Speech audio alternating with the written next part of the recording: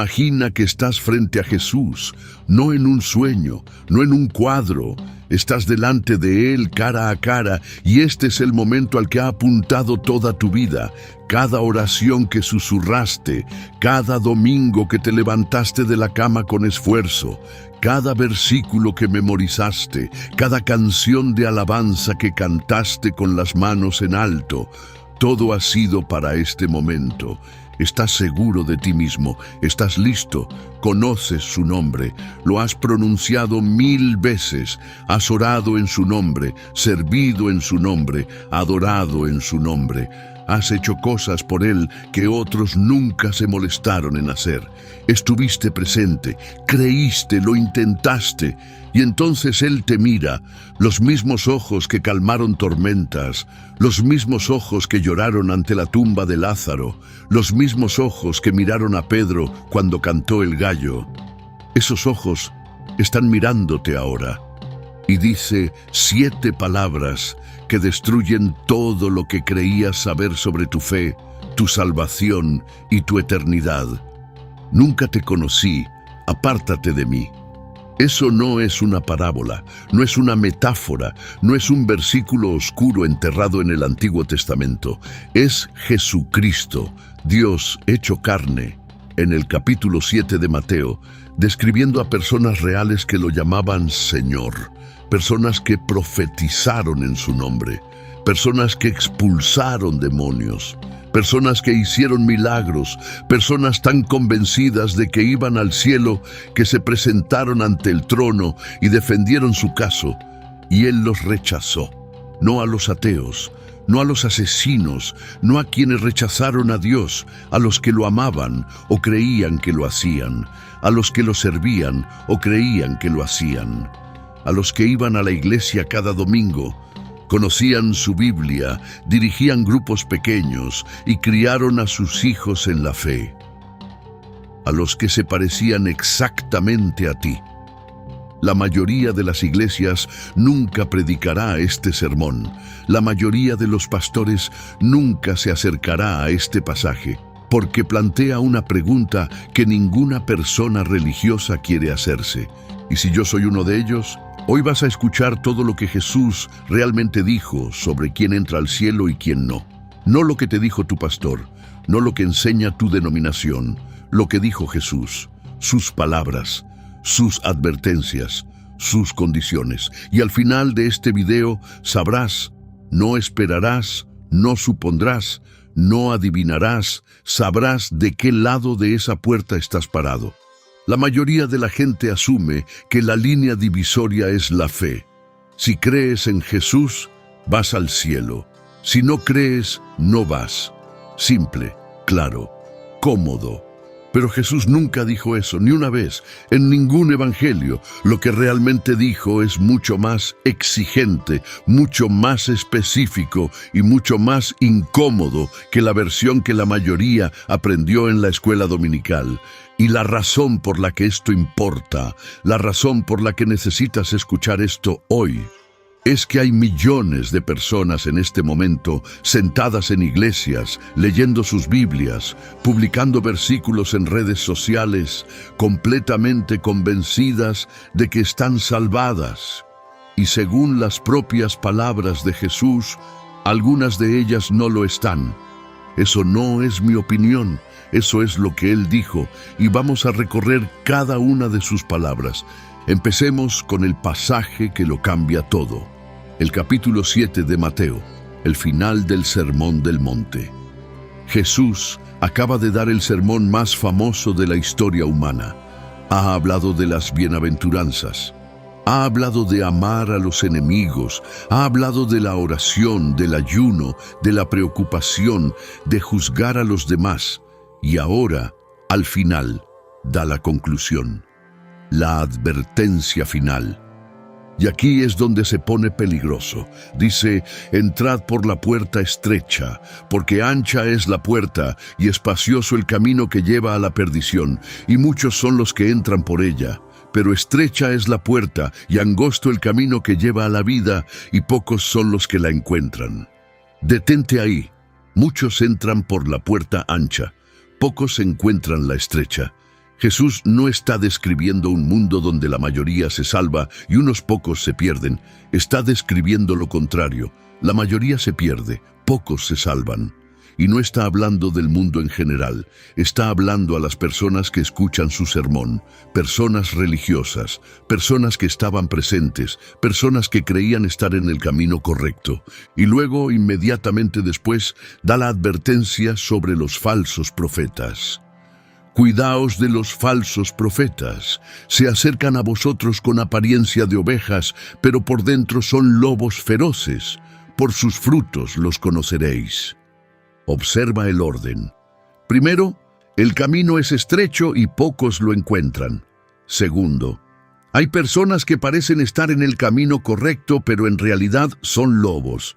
Tercero, y esta es la parte devastadora, incluso quienes hacen cosas extraordinarias en el nombre de Jesús pueden ser rechazados.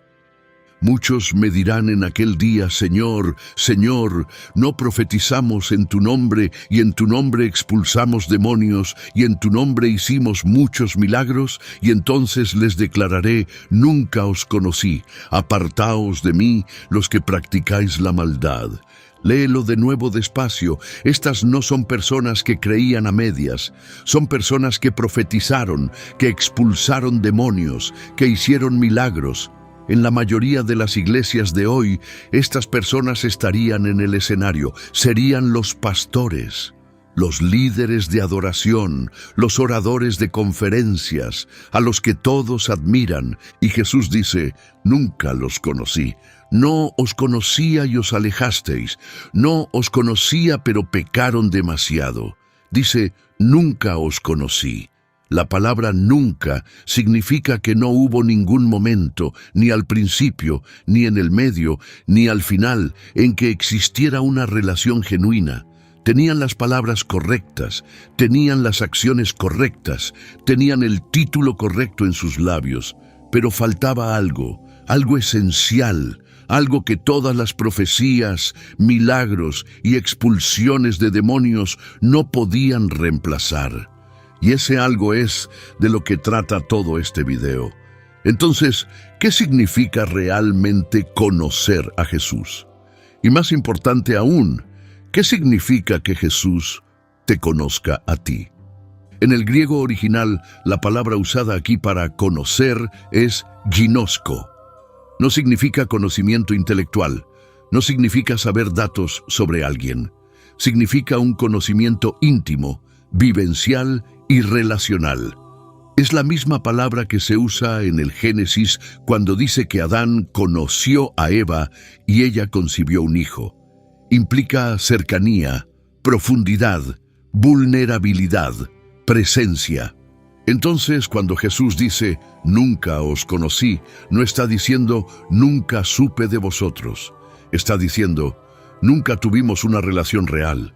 Usabais mi nombre, pero nunca conocisteis mi corazón.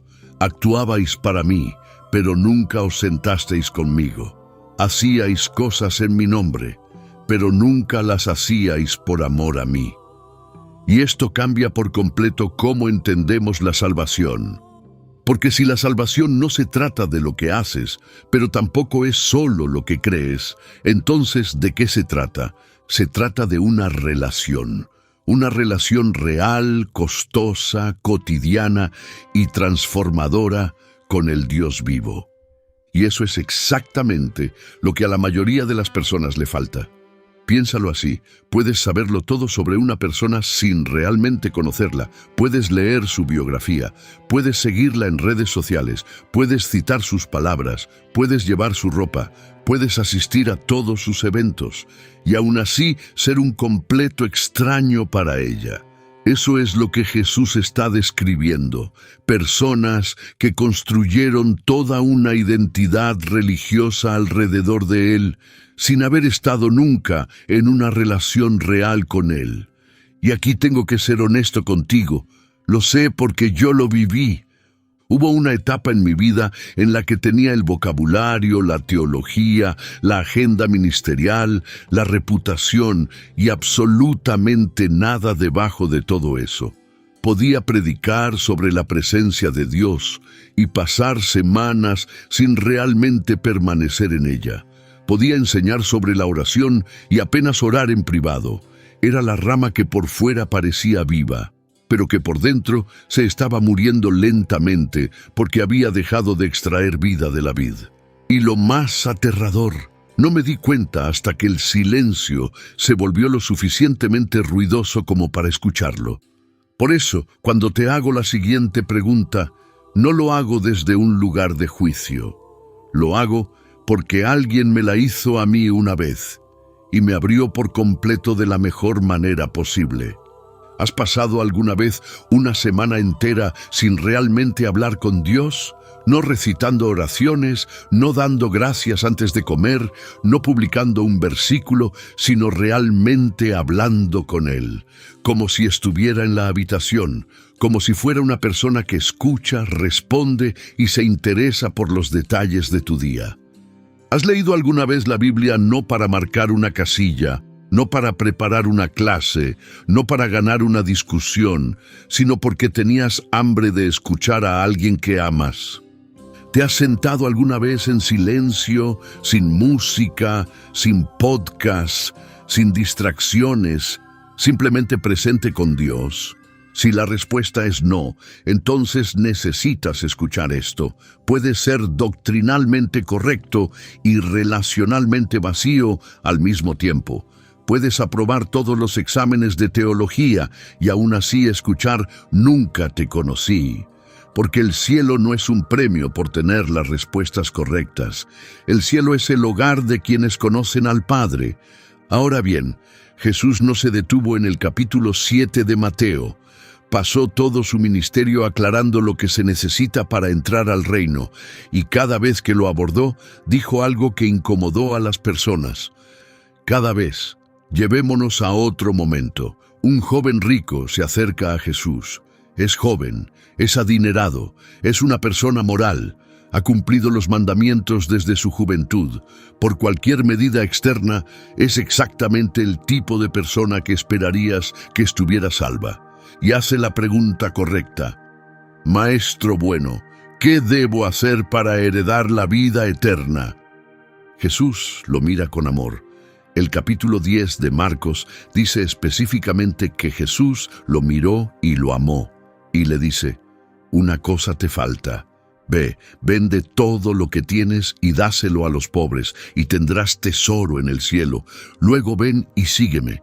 Y el rostro del joven se ensombrece. Se va triste, porque tenía muchas riquezas. Lo que Jesús hace es algo mucho más preciso que establecer una regla universal. Está identificando la única cosa en la vida de este hombre que ocupa el trono que solo le pertenece a Dios. Para este hombre era el dinero. Para ti puede ser algo completamente diferente. Puede ser tu carrera, tu reputación, tu comodidad, una relación, tu necesidad de tener el control, una adicción, el rencor, tu imagen personal. Jesús está diciendo, lo que sea que estás aferrando con más fuerza que a mí, eso es lo que se interpone entre tú y el reino. Y la reacción de los discípulos lo dice todo. Están muy asombrados y dicen, entonces, ¿quién puede salvarse? Porque entendieron algo que nosotros hemos suavizado. Si este hombre moral, devoto, obediente, rico y bendecido, no puede entrar al reino sin soltar su apego más profundo, entonces, ¿quién puede? Y Jesús responde, para los hombres esto es imposible, pero no para Dios.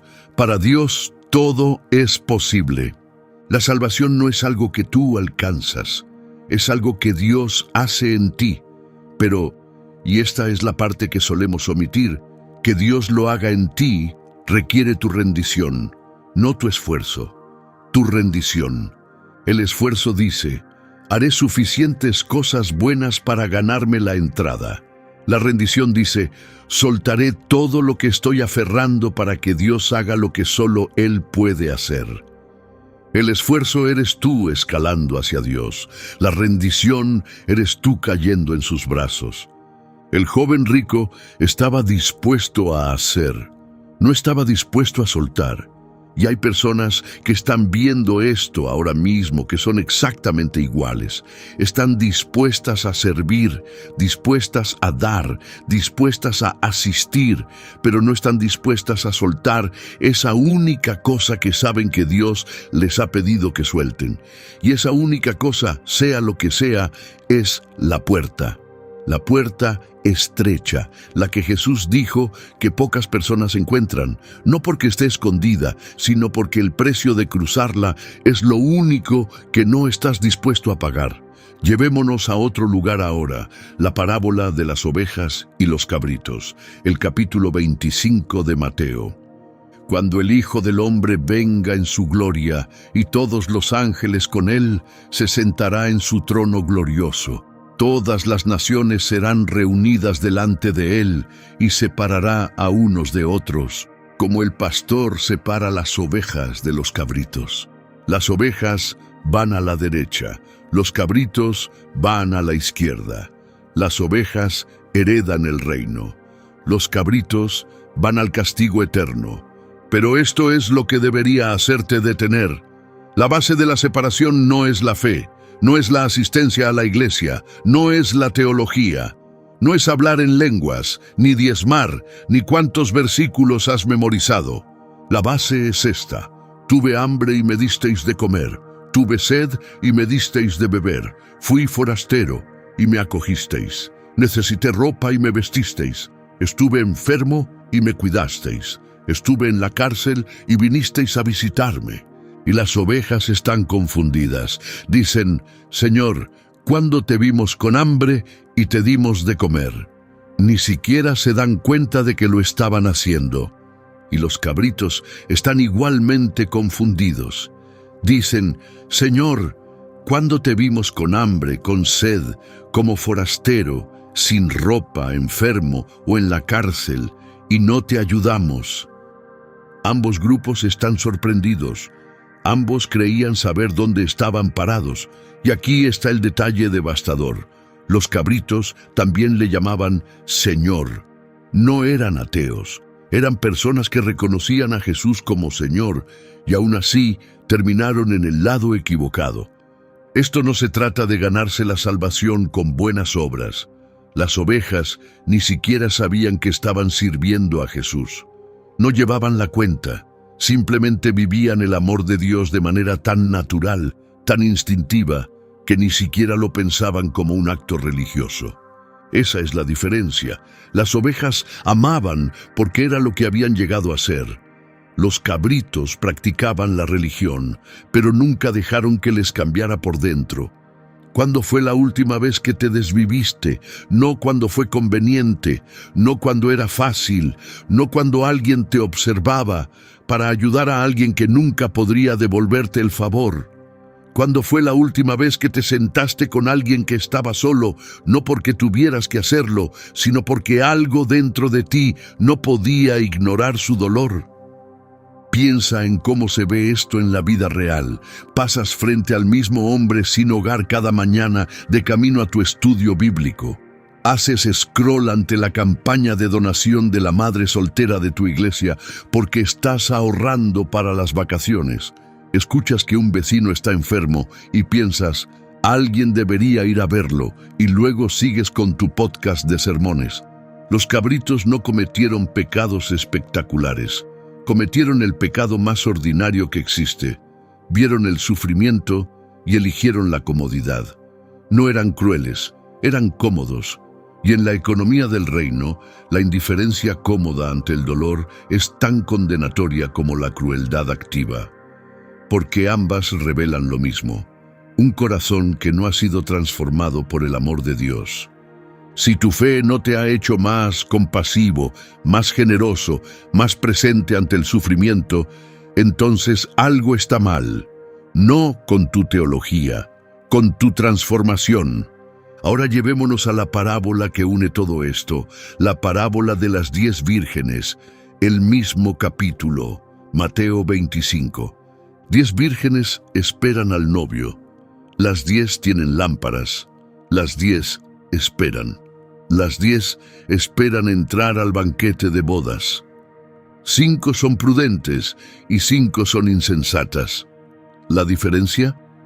Las prudentes llevaron aceite de sobra, las insensatas no. El novio tarda en llegar, y a medianoche se escucha el grito: «Aquí viene el novio, salid a recibirle». Las lámparas de las vírgenes insensatas se apagan, le piden aceite a las prudentes. Las prudentes dicen que no. Mientras las insensatas van a comprar aceite, llega el novio. Las prudentes entran al banquete de bodas. La puerta se cierra. Más tarde llegan las vírgenes insensatas, llaman, dicen: «Señor, Señor, ábrenos». Y el novio responde: «En verdad os digo que no os conozco». Ahí está de nuevo: «No os conozco».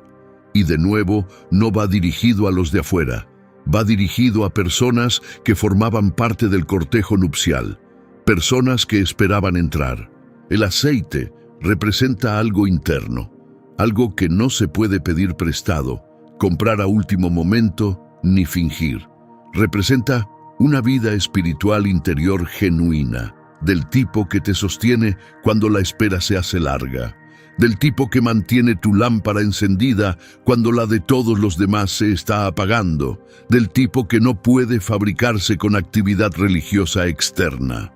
Las vírgenes insensatas eran idénticas a las prudentes hasta el momento de la prueba. Tenían las mismas lámparas, estaban en el mismo lugar, esperaban al mismo novio. La única diferencia era invisible. Y cuando la diferencia se volvió visible, ya era demasiado tarde. Y eso debería aterrorizarte, porque la implicación es esta: puedes parecer exactamente un cristiano fiel por fuera, misma iglesia, misma Biblia, mismas canciones de adoración, mismo vocabulario, y estar completamente vacío por dentro. Y puede que ni siquiera lo sepas hasta que la puerta se cierre. Ese es el horror de esta parábola. No es una historia sobre personas malas siendo descubiertas. Es una historia sobre personas decentes, bien intencionadas, que iban a la iglesia y se quedaron sin algo que no sabían que se les estaba acabando.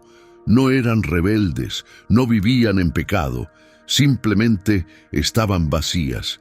Y el vacío, cuando ha sido cubierto durante suficiente tiempo por la rutina y la reputación, se parece exactamente a la plenitud hasta el momento en que es puesto a prueba. Y la prueba siempre llega a medianoche, no cuando la esperas, no cuando estás listo. Llega en la crisis, en la pérdida, en el silencio, en la temporada en que nada funciona y nadie te observa. Y lo único que mantiene tu lámpara encendida es lo que realmente hay dentro de ti. Y justo después de esta parábola, Jesús cuenta otra. La parábola de los talentos. Un amo emprende un viaje, confía sus bienes a 3 siervos. Uno recibe 5 talentos, otro recibe 2, otro recibe 1. Los 2 primeros invierten sus talentos y los duplican. El tercer siervo cava un hoyo en la tierra y lo entierra. Cuando el amo regresa, elogia a los 2 primeros. «Bien, siervo bueno y fiel, entra en el gozo de tu señor». Pero al tercer siervo, el amo le dice algo brutal: «Siervo malo y perezoso», y ordena que sea arrojado a las tinieblas de afuera. Este siervo no robó el dinero, no lo despilfarró, simplemente no hizo nada con él. Lo conservó, lo guardó, y por eso, por no hacer nada, es llamado malvado. Esta parábola va dirigida directamente a las personas que creen que el cristianismo consiste en no pecar, personas que definen su fe por lo que evitan en lugar de lo que hacen, personas cuya estrategia espiritual es enterrar lo que Dios les dio y devolverlo un día sin tocarlo.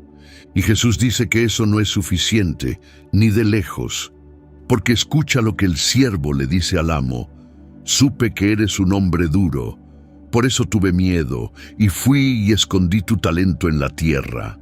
Tuvo miedo. Tenía una imagen distorsionada del amo. Veía a Dios como alguien severo, exigente y punitivo, y ese miedo lo paralizó. Y esto es más común de lo que crees. Hay personas ahora mismo que están paralizadas espiritualmente porque ven a Dios como alguien que espera que fallen para castigarlos. No sirven por amor. No dan pasos de fe porque tienen terror de equivocarse. Así que entierran todo y no hacen nada. Y creen que eso es seguridad. Pero Jesús lo llama maldad. No porque la inacción en sí sea malvada, sino porque revela un corazón que nunca confió en el amo. La fe basada en el miedo no es fe en absoluto. Es una prisión. Ahora quiero llevarte a una reunión de oración. Una de las escenas más devastadoras que Jesús jamás describió. El fariseo y el cobrador de impuestos. El capítulo 18 de Lucas. Dos hombres van al templo a orar. El fariseo se pone de pie y ora.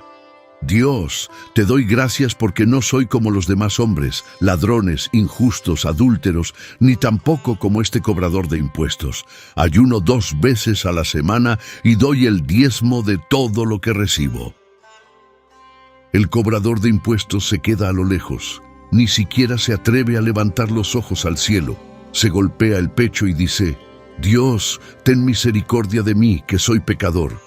Y Jesús dice, os digo que este, y no el otro, volvió a su casa justificado ante Dios. Deja que eso cale. El fariseo no mentía. Realmente ayunaba 2 veces por semana. Realmente diezmaba. Realmente evitaba los pecados que mencionó. Era, por cualquier medida objetiva, el mejor hombre. Y se fue sin ser justificado. El cobrador de impuestos, un hombre a quien todos en aquella cultura despreciaban, un colaborador del imperio ocupante, un estafador de profesión, ese se fue justificado, no porque fuera bueno, sino porque sabía que no lo era, no porque se hubiera ganado el favor de Dios, sino porque se arrojó a la misericordia de Dios. Y esta es la gran inversión que recorre todo lo que Jesús enseñó. Los que creen que están dentro suelen estar fuera. Los que saben que están fuera suelen ser los que más cerca están de entrar. Porque el reino de los cielos no pertenece a los seguros de sí mismos, pertenece a los desesperados, a los quebrantados, a los que no tienen nada que ofrecer excepto una confesión honesta y las manos abiertas. Bienaventurados los pobres de espíritu, porque de ellos es el reino de los cielos. Esa es la primera bienaventuranza. Las primeras palabras del Sermón del Monte. Antes de todo lo demás, antes de que los mansos hereden la tierra, antes de que los limpios de corazón vean a Dios, los pobres de espíritu reciben el reino. Los que saben que están en bancarrota espiritual, los que han dejado de fingir. Y tengo que decirte algo. El momento en que mi fe se volvió real no fue cuando aprendí más teología, no fue cuando mejoré en el ministerio, fue cuando finalmente se me acabaron las cosas que mostrarle a Dios, cuando el currículum estaba vacío y la actuación había terminado y no quedaba nada más que la oración del cobrador de impuestos. Dios, ten misericordia de mí. Eso era todo lo que tenía, y por primera vez fue suficiente, porque era honesto. Si estás viendo esto y sientes que has estado actuando para Dios toda tu vida, deja que este momento sea el fin de la actuación. No quiere tu currículum, quiere tu corazón, aunque esté roto, especialmente si está roto. Entonces, ¿cómo lo sabes? ¿Cómo sabes si tu lámpara tiene aceite? ¿Cómo sabes si eres una oveja o un cabrito? ¿Cómo sabes si Jesús dirá, bien hecho, o nunca te conocí? Jesús lo respondió directamente, y la respuesta es sorprendentemente simple. Por sus frutos los conoceréis. Frutos, no sentimientos, no creencias, no intenciones. Frutos. ¿Qué es el fruto espiritual? Pablo lo define en Gálatas 5, amor, alegría, paz, paciencia, amabilidad, bondad, fidelidad, mansedumbre, dominio propio. No un comportamiento perfecto, no una vida sin pecado. el resultado natural, orgánico y visible de una vida que realmente está conectada a la vid. Jesús lo dijo en Juan 15, «Yo soy la vid, vosotros sois las ramas. El que permanece en mí y yo en él, ese lleva mucho fruto, porque separados de mí no podéis hacer nada». Esto no es un estándar de rendimiento, es una descripción de cómo funciona la vida. Una rama conectada a la vid da fruto. No intenta darlo, no asiste a seminarios sobre cómo darlo. Lo da porque está conectada. La savia fluye, la vida está ahí. El fruto viene de manera natural. Y una rama desconectada de la vid puede ser la rama más hermosa del viñedo. Pero si no está conectada, realmente conectada, extrayendo vida de la vid, no produce nada. Y con el tiempo se marchita. Y luego está Nicodemo, un fariseo, miembro del Sanedrín, maestro en Israel. Se acerca a Jesús de noche y Jesús le dice algo que derrumba toda su visión del mundo. «En verdad te digo que el que no nazca de nuevo no puede ver el reino de Dios». Nicodemo está confundido. «¿Cómo puede uno nacer siendo ya viejo?», pregunta. Y Jesús responde, «Lo que nace de la carne, carne es, y lo que nace del espíritu, espíritu es». No te sorprendas de que te haya dicho que tenéis que nacer de nuevo. El viento sopla donde quiere y oyes su sonido, pero no sabes de dónde viene ni a dónde va. Así es todo el que nace del Espíritu. Tienes que nacer de nuevo, no mejorado, no reformado, no educado, nacer de nuevo. Un comienzo completamente nuevo, una nueva naturaleza, algo que no puede lograrse con el esfuerzo humano, el aprendizaje humano ni la religión humana, algo que solo el Espíritu de Dios puede hacer. Y esto se lo dijo al hombre más religioso de la sala.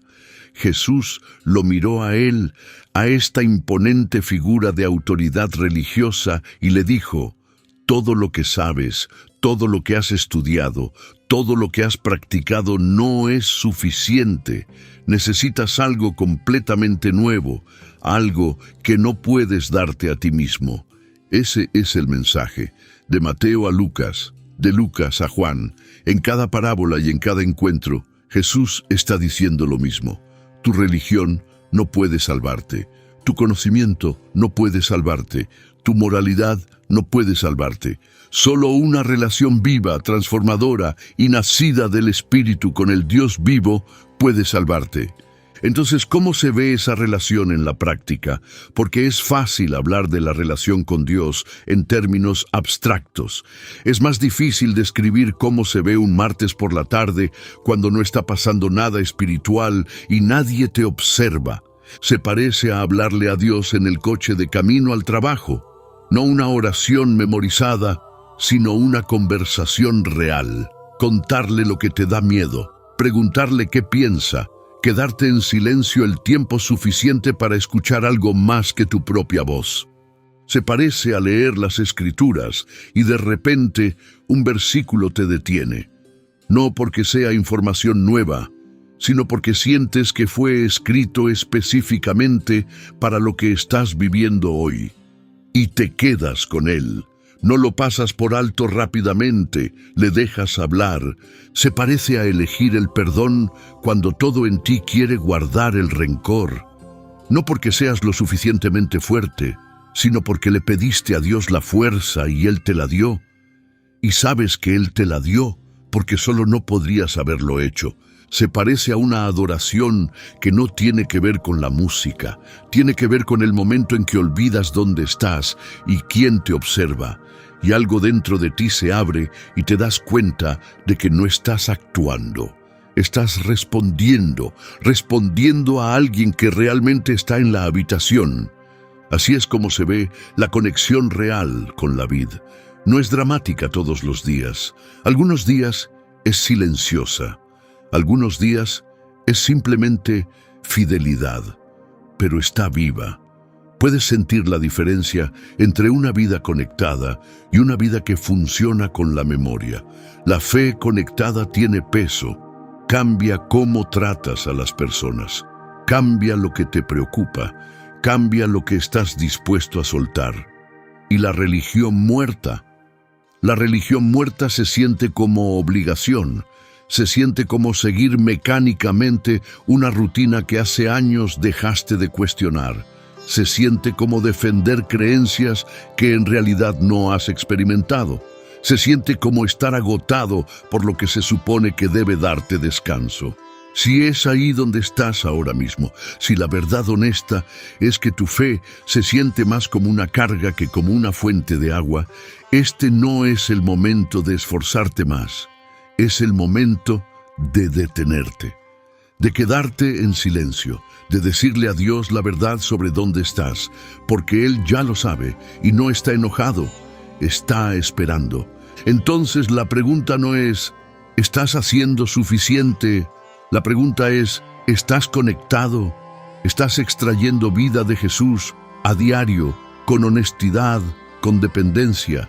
¿O estás funcionando con las últimas reservas, las reservas religiosas, las de la costumbre, las de la reputación? Porque aquí está la verdad cruda que nadie quiere decir en voz alta. Puedes estar ocupado para Dios y desconectado de Dios al mismo tiempo. Marta lo estaba. Estaba sirviendo la cena a Jesús mientras su hermana estaba sentada a sus pies.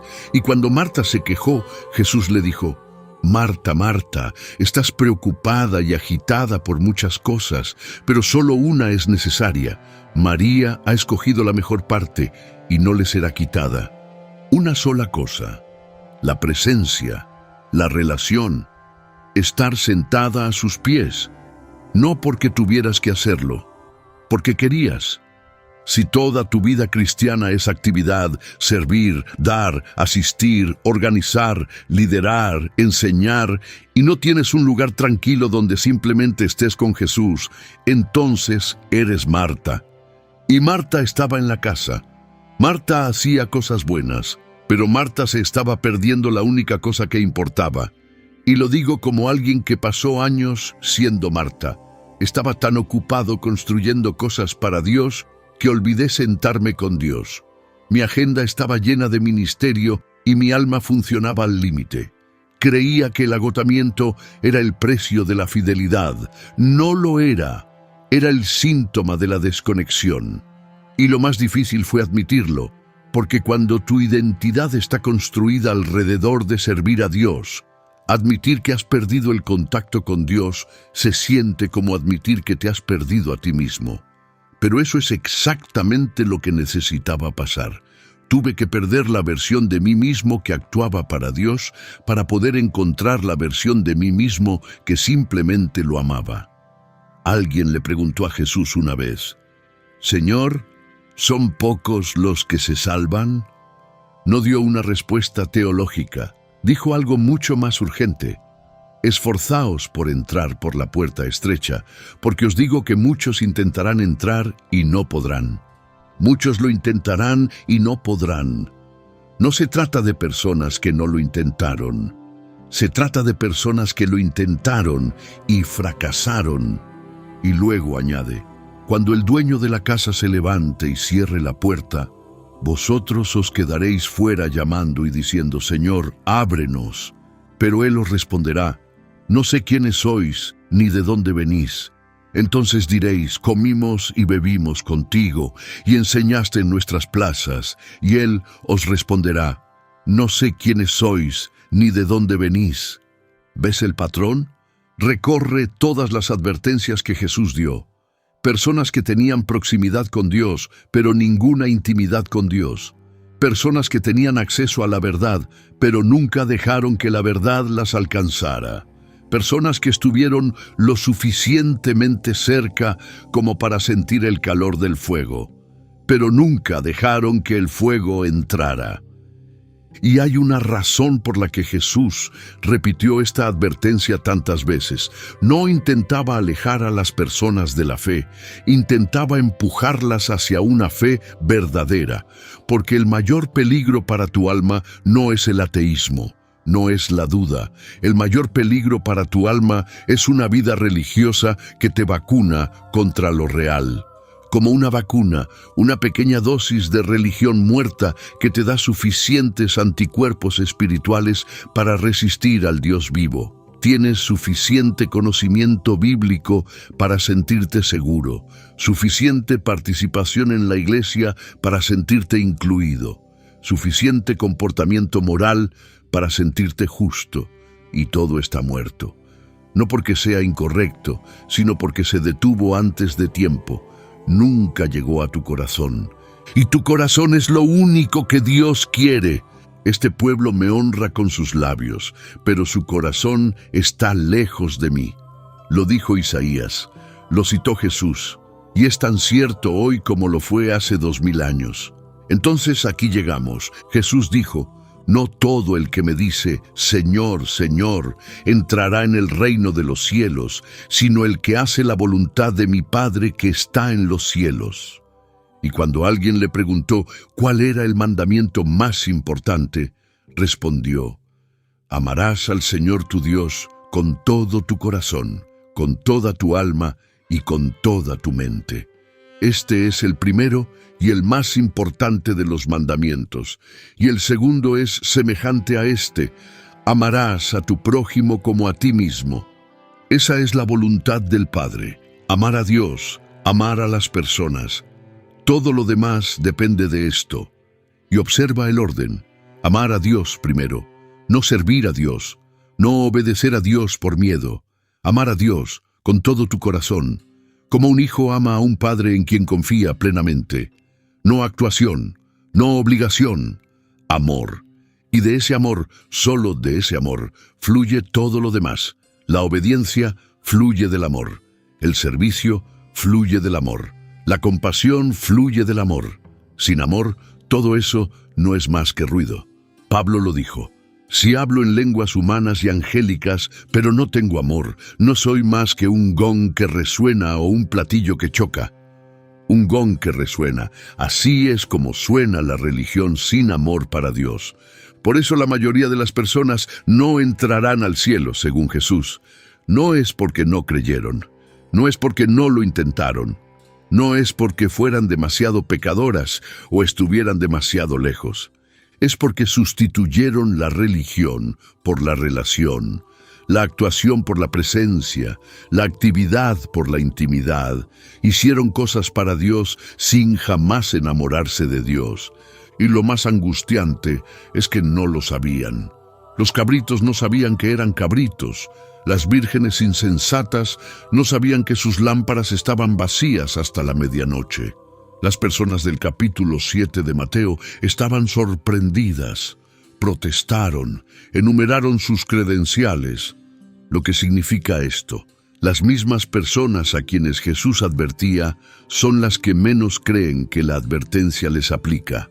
Por eso te pregunto y te pido que respondas con honestidad, no a mí, sino a ti mismo y a Dios.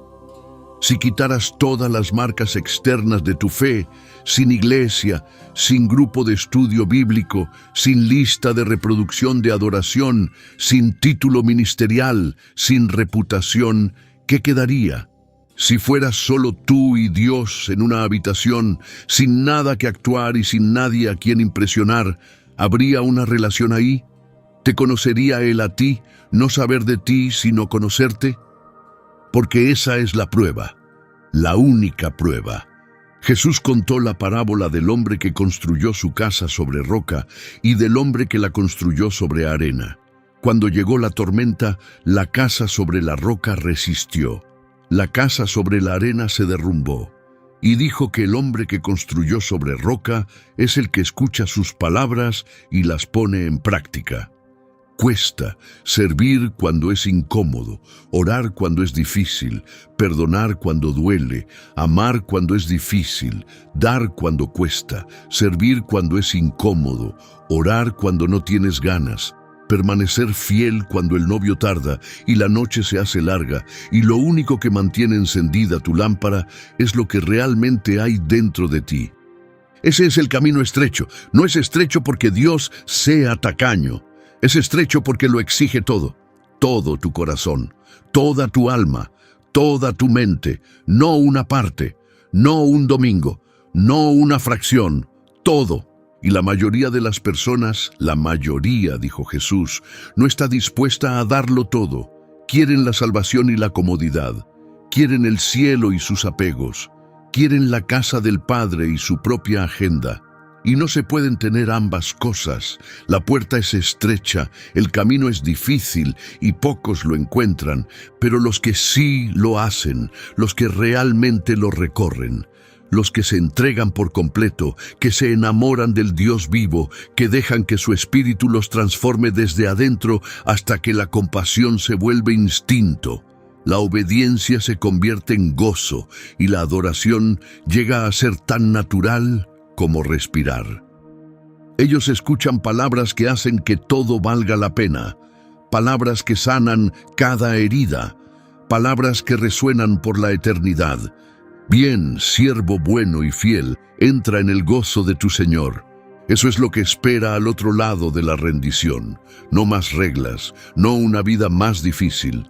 Gozo, el gozo del Señor, el gozo de estar finalmente en casa. La puerta sigue abierta. Ahora mismo, hoy, en este momento, la puerta sigue abierta. El novio no ha llegado todavía. El grito de medianoche no ha salido todavía. Todavía hay tiempo de revisar tu lámpara. Todavía hay tiempo de examinar tu fruto. Todavía hay tiempo de pasar de la proximidad a la intimidad, de la actuación a la presencia, de la religión a la relación. Pero la puerta no permanecerá abierta para siempre. No esperes, ve hacia Él, no a la iglesia, a Él, no a tu aplicación de Biblia, a Él. Siéntate con Él, háblale, escúchale, déjale que explore los rincones más profundos de tu corazón. Déjale mostrarte lo que es real y lo que es actuación. Porque ese día y ese día llegará, solo habrá una pregunta. No cuánto sabías, no cuánto hiciste, no cuán impresionante era tu ministerio. ¿Te conocía Él y le conocías tú? La puerta estrecha no es un castigo. Es una invitación a lo único que puede satisfacer tu alma. No la religión, no las reglas, no la actuación, sino la presencia viva, real y transformadora del Dios que te creó, que te ama y que espera que dejes de actuar y empieces a volver a casa. Vuelve a casa con Él mientras la puerta sigue abierta. Si esto te tocó el corazón, si algo en ti cambió mientras escuchabas, compártelo con alguien que necesite oírlo. No para demostrar nada, no para ganar una discusión, sino porque alguien a quien conoces puede estar funcionando con las últimas reservas ahora mismo, sin siquiera darse cuenta. Y esto podría ser lo que le ayude a revisar su lámpara antes de la medianoche.